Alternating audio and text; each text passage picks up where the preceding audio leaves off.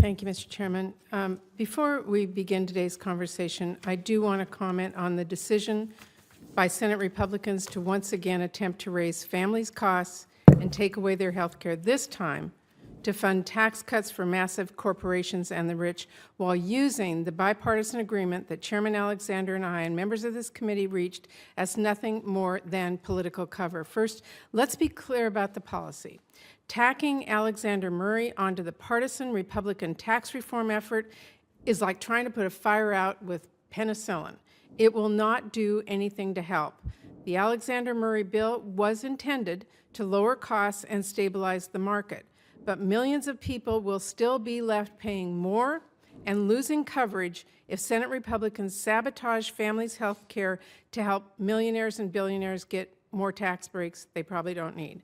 Secondly, the way this was done, by sneaking devastating health care changes into a partisan bill at the last minute, is completely counter to the bipartisan spirit in which we worked on this stabilization bill.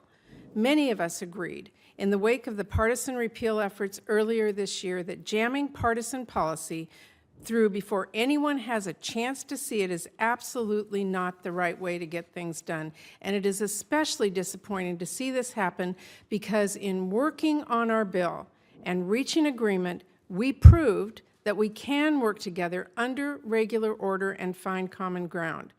And finally, Mr. Chairman, I've said many times before how much I appreciate your willingness to work across the aisle after Trump Care failed in July to try to get a result that actually helps families rather than burdening them with higher costs and causing millions to lose coverage. I think the work that we and this committee are able to do together when we focus on what's best for patients and families is exactly what people want to see happening in Congress. What Senate Republicans are proposing now is the exact opposite and the wrong direction for families, health, and financial security. It would be deeply disappointing for people who are looking to Congress for leadership, not partisanship, if this latest partisan Republican effort undermined both the policy and the spirit of the agreement that we were able to reach.